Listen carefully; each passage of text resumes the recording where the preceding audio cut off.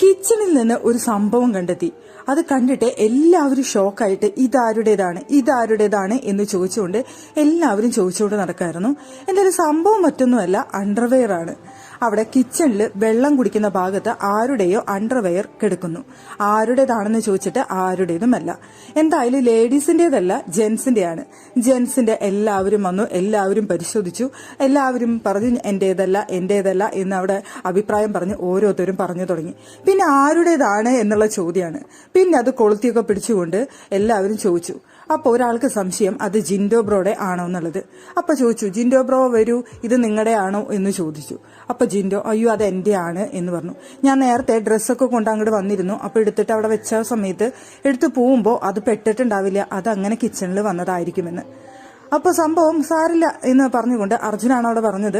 സാരില്ല, അത് തെറ്റി വന്നതായിരിക്കും, എടുത്തപ്പോൾ എല്ലാം കയ്യിൽ കിട്ടിയിട്ടുണ്ടാവില്ല, അത് പോട്ടെ, അത് വിഷയമാക്കണ്ട എന്ന് പറഞ്ഞുകൊണ്ട് അതങ്ങനെ വിട്ടു. അതുപോലെ തന്നെ ഋഷിയും ചിരിച്ചുകൊണ്ട് പറഞ്ഞു ശരി എന്ന് പറഞ്ഞുകൊണ്ട് അവരതെല്ലാവരും വിട്ടുകളഞ്ഞു. സംഭവം അവിടെ തീർന്നെങ്കിലും പിന്നീട് അവിടെ ജാസ്മിനും ഗബ്രിയും സിജോരെടുത്തിരുന്ന് പഴയ കഥ പറയുകയായിരുന്നു.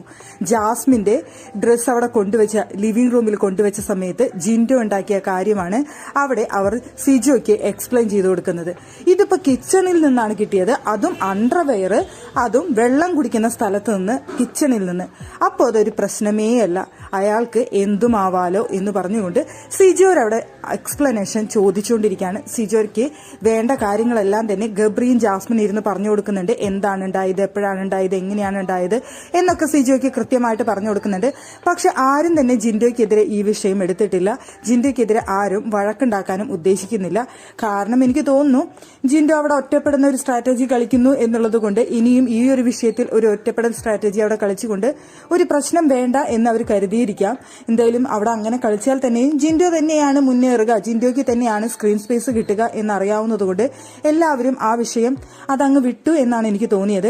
എന്തായാലും സംഭവം ഇതായിരുന്നു, ജിൻഡോയുടെ അണ്ടർവെയർ, ട്രൗസർ അല്ലായിരുന്നു, അണ്ടർവെയർ ആണ് എല്ലാവർക്കും കിച്ചണിൽ നിന്ന് കിട്ടിയത്.